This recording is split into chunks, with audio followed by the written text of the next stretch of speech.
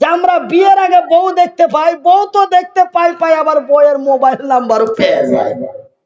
দেখো আজ থেকে 45-50 বছর পূর্বে ছেলে তার বাবার উপরে ডিপেন্ড করতো, ছেলে তার বড় ভাইয়ের উপরে ডিপেন্ড করতো, ছেলে তার দাদু চাচার উপরে ডিপেন্ড করতো, আমার বাপ যাহা দিবে তাহাই আমার মঙ্গল। মাশাআল্লাহ। কিন্তু আপনারা বলবেন তবে কি বিয়ের পূর্বে বউ দেখতে যেতে পারা যায় না নাকি? না না, আল্লাহ তার রাসূলের বিধি বিধানে রয়েছে ছেলেটা বিয়ের পূর্বে তার বউকে দেখে আসতে পারে, বা ছেলে যদি বলে দেয় তোমরাই গেলে আমার আলহামদুলিল্লাহ, সেটাও করতে পারে, এটাও করতে পারে। কিন্তু আজ থেকে 45-50 বছর পূর্বে ছেলে এটা ম্যাটার মনে করতো না, নিজে দেখতে যেত না, ভাই চাচাদেরকেই পাঠাতো। ভাই গো, কিন্তু আজ থেকে 1400 বছর পূর্বে মক্কার মাটিতে নবীর জামানায় সেই আব্দুল্লাহ বিন রাওয়াহা বিয়ে করে বউ নিয়ে বাড়ি এলো। বিবি তার স্বামীকে দেখে নাই, স্বামী তার বিবিকে দেখে নাই, বউ তার স্বামীকে দেখে নাই, স্বামী তার বউকে দেখে নাই, এক অন্যের সাথে দেখা হয় নাই। সন্ধ্যা হলেই হবে তাদের সোহাগ রাত, সন্ধ্যা লাগলেই হবে তাদের ফুল সজ্জার রাত, সন্ধ্যায় হলেই তাদের হবে বাসর রাত। এই মুহূর্তে বৈকাল 4টা 4:30টার দিকে নবী আব্দুল্লাহর বাড়ির দরওয়াজাতে এসে, আব্দুল্লাহ, লাব্বাইক ইয়া রাসূলুল্লাহ, আব্দুল্লাহ রে বাড়িতে আসো, তাড়াতাড়ি বাড়ি থেকে বেরিয়ে যাও।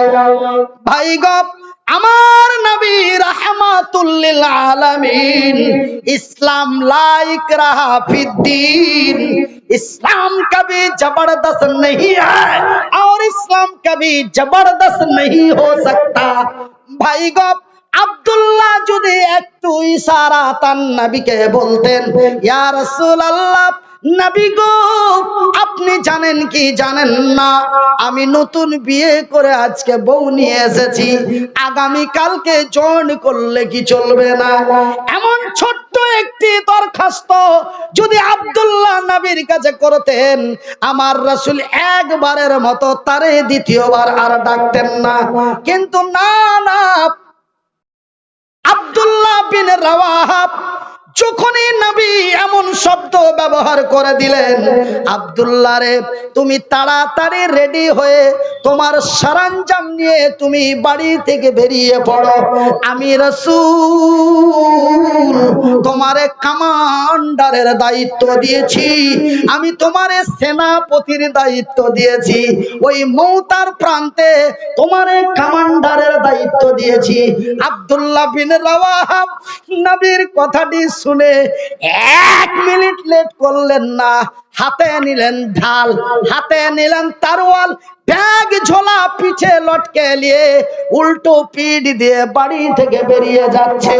তার সুন্দরী রমণী বিবি সাহেবা পিছন থেকে ডাক দিয়ে বলছে, আব্দুল্লাহ রে চলে যাচ্ছ যাও, বাধা দেব না, আমি নিজেকে বড় সৌভাগ্যবানী যে আমি এক শহীদের বিবি হতে পারবো, আমার স্বামী আজকে কমান্ডারের দায়িত্ব পেয়ে গেছে, আমি অত্যন্ত আনন্দিত, আমি শহীদের বিবি সাহেবা, আমি আপনার একবার যেতে বঞ্চিত করব না, একবারের মতো যেতে নিষেধ করব না, 1 ঘন্টার মতো যেতে নিষেধ করব না।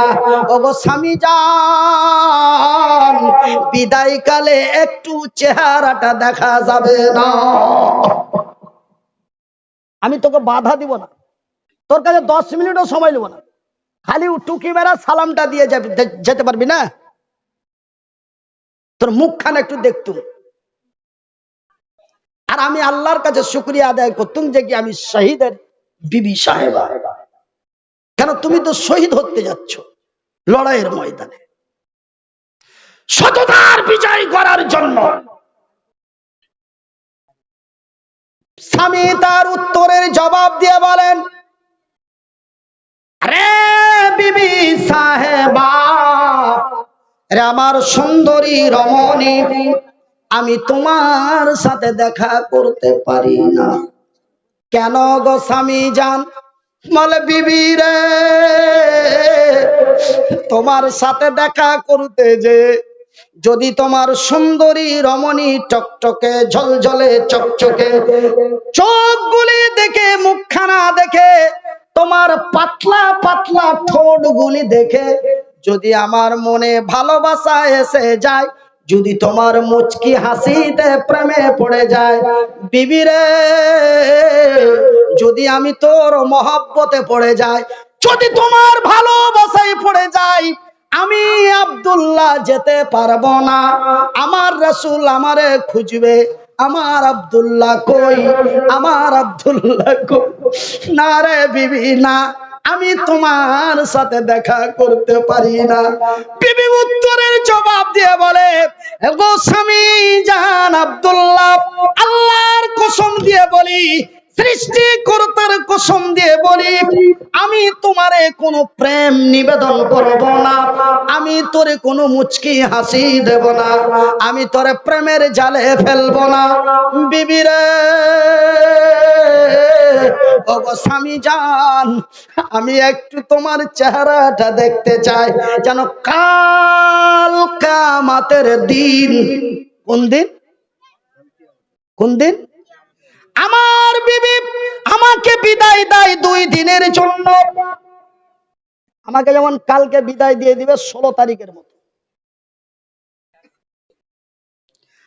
আমার বিবি আমাকে বিদায় দেয় 2 মাসের জন্য। আমার বিবি আমারে বিদায় দেয় 6 মাসের জন্য। আমার বিবি আমারে বিদায় দেয় 9 মাসের মতো। আমার বিবি আমারে বিদায় দেয় 2 বছরের মতো। কিন্তু বন্ধুরে, আব্দুল্লাহর বিবি সাহেবা আব্দুল্লাহকে বিদায় দিচ্ছে কাল কিয়ামতের দিন পর্যন্ত। সুবহানাল্লাহ। ওগো স্বামী জান আব্দুল্লাহ, আমি তোমার চেহারাখানা একটু দেখতে চাই, যেন কাল কিয়ামতের দিন হাসরের ময়দানে তোমার সুন্দর চেহারাখানা দেখে আমি চিনতে পারি এটা আমার সোহাগরাতের স্বামী আব্দুল্লাহ। নারায়ে তাকবীর! এ জাগি জাগি জাগি রে মুসলমান, এ জাগি জাগি জাগি রে মুসলমান, চৌদিকে ফিরিয়ে দেখ তুই তৌহিদি ফরমান। এ জাগি জাগি জাগি রে মুসলমান, এ জাগি জাগি জাগি রে মুসলমান, চৌদিকে ফিরিয়ে দেখ তুই তৌহিদি ফরমান। নারায়ে তাকবীর! আমার ভাইরা, আমার বন্ধুরা, দেখুন ওই যে আল্লাহ বলেছেন, ওয়াতুজাহিদুনা ফি সাবিলিল্লাহ, তোমরা জান এবং মাল দিয়ে, মাল এবং জান দিয়ে, আগে বলেছেন মালের কথা, তারপরে বলেছেন জানের কথা। দেখুন বন্ধুরে, তারা কত ছিল লোভী, তারা কত, তাদের ভিতরে কত লোভ ছিল ভাই গো আমার আব্বা জানেরা, তারা ছিল কত বড় প্রেমিক, তারা ছিল বড় লোভী। তারা জান্নাতের লোভে পড়ে, কিসের লোভে পড়ে? জান্নাতের লোভে পড়ে, নবীর ভালোবাসায় মহব্বতে পড়ে একজন বিয়ের রাতের সুন্দরী বিবি সাহেবাকে রেখে জীবনের বিদায় নিয়ে চলে গেল। কিসের লোভ রে? তাদের লোভটা ছিল জান্নাতের, ওরা বিজয় হলো, ওদের লোভটি ছিল জান্নাতের। ভাইজান, ওরা জান্নাতের লোভে পড়ে, নবীর ভালোবাসায় পড়ে, ওরা জান্নাতের লোভে পড়ে, নবীর ভালোবাসায় পড়ে। ওরা জাতিকে দিয়েছে ইতিহাস। ওরা জাতিকে কি দিয়েছে? ওরা জাতিকে কি দিয়েছে? ইতিহাস। এরা ধন সম্পদের লোভে পড়ে, এরা ধন সম্পদের লোভে পড়ে, এরা সুন্দরী রমণীর প্রেমে পড়ে, এরা জাতিকে দিয়েছে কলঙ্ক। ওরা বিজয় হলো, এরা পেদানি খেলো। জায়গা মতন এসে কি ঠেকলো? ঠেকাঠেকি হয়েছে? ঠিকঠাক ঠিকঠাক হয়েছে? জায়গা দিলে এসে সেম করে ভিড়িয়ে দেওয়া গেছে তো। ওরা জান্নাতের লোভে পড়ে, নবীর ভালোবাসায় পড়ে, ওরা বিশ্বকে দিল ইতিহাস। এরা ধন সম্পদের লোভে পড়ে, সুন্দরী রমণীর প্রেমে পড়ে, এরা জাতিকে দিল কলঙ্ক। ওরা বিজয় হলো, এরা বঞ্চিত হলো। ওরা বিজয় হলো, এরা প্যাদানি খেলো। সেই দিন ভারত, সেই দিন মক্কার কাবা, বাইতুল্লাহ, মসজিদে হারাম, হারামের সুরক্ষা হলো, ভারতের বাবরি মসজিদ ভেঙে দেওয়া হলো। সিস্টেমটা টোটালি উল্টা। সেই দিন মক্কার কাবা মসজিদ, কাবা বাইতুল হারাম, মসজিদে হারামের সুরক্ষা হলো, ভারতের ঐতিহাসিক মসজিদে বাবরিকে ভাঙা হলো। তার কারণ একটাই, আজকে আমরা ধন সম্পদের লোভে পড়ে, সুন্দরী রমণীর মায়া জালে মহাব্বতে পড়ে আমরা নিজেকে নিজে বরবাদ এন্ড ভস্ম হয়ে গেছি। ওরা বিজয় হলো, এরা বঞ্চিত হলো। ওরা বিজয় হলো, এরা লাঞ্ছিত হলো। আমি মনিরউদ্দিন আপনাদের বলতে চাই, আমি মনিরউদ্দিন আমার পাড়ার, আমার এলাকার মানুষ, যুবক তরুণ বন্ধুদের বলতে চাই, আজকে আমরা ভারতবর্ষের মাটিতে যদি মক্কা মদিনা তায়েফের মতো শান্তিময় বিরাজ করে সত্যের পতাকা উঁচু করতে চাই, তো মদের বোতলগুলি ভেঙে দিয়ে, সুদের খাতা থেকে নামটা কেটে দিয়ে, অন্যায়ের মুখে লাথি মেরে, বাতিলের মুখে ঝাঁটা মেরে একটা মাতালকে যদি মেরে ফেলে দিতে পারো, আল্লাহর রহমত তোর উপরে প্রতিদিন রাত্রে নাজিল হবে। একটা মাতালকে যদি পিটিয়ে মেরে দিতে পারো, ওকে আগে ছুটাও, খুব সুন্দর করে ছুটাও, ছুটাইতে না পারলে পিটিয়ে মেরে দাও, আল্লাহ খুশি হবে। এমন মাতালের দরকার নাই। কেন? জান্নাতের মেন রাস্তাই হলো মালকে, মদের বোতল ভেঙে দেওয়া। জান্নাতে যদি যেতে চাও, ভারতের মাটিতে যদি শান্তির বিরাজ করতে চাও, তো মদের বোতলগুলি ভেঙে দাও। আর নাম্বার 2, সুদের খাতা থেকে নামটা কেটে দাও। অন্যায়কে প্রশ্রয় দিবেন না। তারা মাত্র 3000 বিজয় করলো মক্কার মাটি। আমরা আজকে 3 লক্ষ, প্রায় কয়েক লক্ষ মুসলমান ভারতের মাটিতে। আমরা অনেকেই এমপি এবং এমএলএ আছি, অনেকেই মুখিয়া সারপঞ্চ, বড় বড় ডন আছি। তবুও কেন আমাদেরকে কুত্তার মতো মার খেতে হয়? আমাদের চরিত্র খারাপ, আমাদের ব্যবহার খারাপ, আমরা নিজেকেই লাঞ্ছিত, আমরা নিজেকেই বঞ্চিত। ভাইজান, আমি মনিরউদ্দিন বলছি, মুসলমানেরা যদি আজকে ভারতবর্ষের মাটিতে মার খায়, মুসলমানের দোষেই খায়।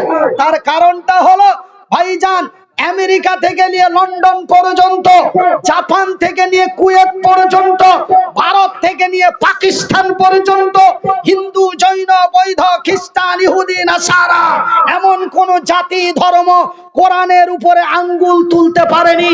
কিন্তু এক মুসলমানের বাচ্চা, ভারতেই তার বাড়ি, উত্তর মধ্যপ্রদেশে বাড়ি, নাম তার অসীম রেজভি। সেই অসীম রেজভি কোরআনের 26টি আয়াতের উপরে ভারতের সুপ্রিম কোর্টে মামলা দায়ের করলো। এখন অসীম রেজভি বর্তমান হিন্দু ধর্ম গ্রহণ করে আছে, তাকে মুসলিম জাতি থেকে বের করে দেওয়া হয়েছে, বলি আলহামদুলিল্লাহ। ভাইজান, একটা কুড়োল, আমি একটা মারাত্মক কথা আপনাদের বলেছি, একটা কুড়োল একটা গাছকে কেটেই যাচ্ছে, গাছটা কাঁদছে আর বলছে, তোর জানে কি দয়া হয় না, তোর জানে কি মায়া হয় না, আমার উপরে এত ফল ধরে আছে, আল্লাহর বান্দারা খাবে, তুই কেমন করে আমাকে কেমন করে কেটে দিচ্ছিস, তোর জানে কি বিচার হয় না, আমি এক ফলের গাছ, তুই কেন আমাকে কেমন করে কেটে দিচ্ছিস। গাছ কুড়োল বলে, রে আল্লাহর সৃষ্টি গাছ, আমি কুড়োল তোকে কখনো কাটতে পারি না, কাটার মতো ক্ষমতা আমার নাই, আমি তোর কোনোদিন কাটতে পারবো না। কাটতে গায়ে চলো, চলো চলো মুজাহিদি চলো, জিহাদের ময়দানে চলো, শহীদের ঈদগাহে চলো। জুলুম বাতিলের ভিত্তি বজ্রের হুঙ্কারি তোলো। আমি ভাবছিলাম যে আজকে হতে এই কথাটা থেকে আমি বঞ্চিত থাকবো। আমি ভেবেছিলাম যে আজকের মাহফিলে আমি এই কথাটা থেকে বঞ্চিত থাকবো, কিন্তু বঞ্চিত আমারে থাকতে দিল না। সালামের পূর্বেই খবর এলো একটা বাচ্চা হারিয়ে গেছে। আমি স্টেজে গেলেই হয় ছেলে হারাবে, না তো ছেলের মা হারাবে, না তো ছেলের চাচি হারাবে। সত্যি ঘটনা। আমি ভেবেছিলাম যে আজকে হতে এই রুট থেকে বঞ্চিত থাকবো, আজকেও খবর চলে আসলো একটা ছেলে হারিয়ে গেছে। প্রত্যেক স্টেজে আমি গেলেই একটা খবর এরকম আসবেই। তো একটা ছেলে বাঘুয়া গ্রামের, আইয়ুবের ছেলে বাঘুয়া গ্রামের একটা ছোট্ট বাচ্চা খুঁজে পাওয়া যাচ্ছে না। কোন জায়গায় যদি সুইটা টুইটা থাকে, যদি কেউ পেয়ে থাকেন বা ছেলেটাকে এদিক ওদিক কান্দা কাটা করতে দেখেন, মজিবুর ভাইয়ের বাড়িতে বা স্টেজে পৌঁছে দেন, আল্লাহ আপনার মঙ্গল করবে। তো যাই হোক, অন্যায় জুলুম বাতিলের ভিত্তি, অন্যায় জুলুম বাতিলের ভিত্তি বজ্রের হুঙ্কারি দোলো। হয় নারী মতো আজি বড় বড় শক্তি, কেড়ে নেই মানুষের অধিকার।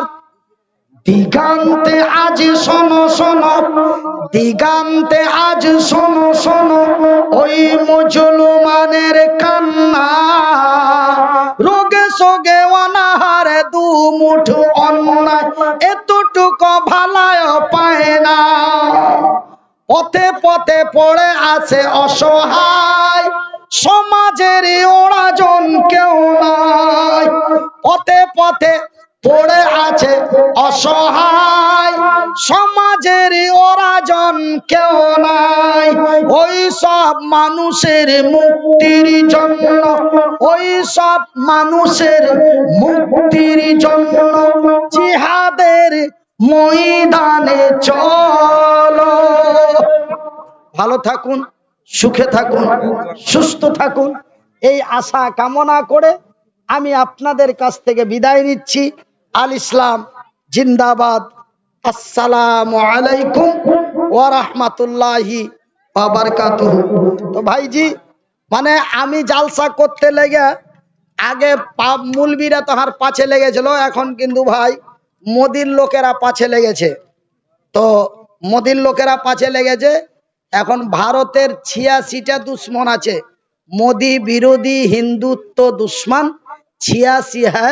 उत्तर प्रदेश से लेकर कर्नाटक तक, महाराष्ट्र से लेकर बंगाल तक 86 दुश्मन है। 86 दुश्मन के अंदर एक नंबर मौलाना मनीरुद्दीन, द्वितीय नंबर मौलाना जर्जिस अंसारी। तो भाई আমার আব্বা জানেরা, আপনারা হয়তো ভাববেন ভোগা দিয়া, কিন্তু আপনারা এই যে দেখলেন वाली पूरी पिक्चर तो ऑल ओवर इंडिया चल रही है। बैरिस्टर ओवैसी इस एंटी मोदी फिल्म के लीड कैरेक्टर है और मौलाना ब्रिगेड सपोर्टिंग रोल में। भाईजान ने एक बार फिर विवादित ट्वीट किया, भारत के मुसलमानों के बारे में कहा कि वो मोदी की हिंदुत्ववादी सरकार। এখন এক নম্বর শত্রু আমি ভারতের মাটিতে। আপনারা দোয়া করবেন যেন के खिलाफ माहौल बनाने वाली बात है।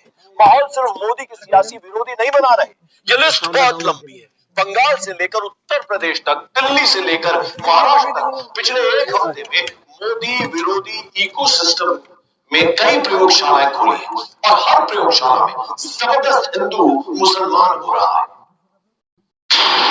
150 लोगों का हत्यारा है नरेंद्र मोदी, 150 लोगों का हत्यारा है। मेरे हाथ में पावर होता, ये 302 के मुकदमे में जेल में होता। ऐसा है, ये हमेशा से मुल्क के दुश्मन रहे। आरएसएस इस मुल्क की गद्दार है, अंग्रेजों की चाटुकार है। माफीनामे लिख के दिया है, कि हम आजादी के लड़ाई में हिस्सा नहीं लेंगे। आजादी सर्टिफिकेट में बांट रहे हैं कि कौन देशभक्त है, कौन देशद्रोही है। जो हम तो जहर बोलते ही, हमारा काफी जहर बोलना। हम सच बोलेंगे वो जहर लगेगा। आजमी मुशारा के YouTube चैनल पर पड़ा ये वीडियो वायरल हो चुका है। हर मुस्लिम मोहल्ले में, हर मोबाइल पर तेजी से घूमने लगा है। मोदी के सियासी दुश्मन अब सारी सीमाएं लांघते जा रहे हैं। हेट स्पीच वाला टेप फुल वॉल्यूम पर बजा रहे हैं, लगातार बजा रहे हैं। Hate speech number 1।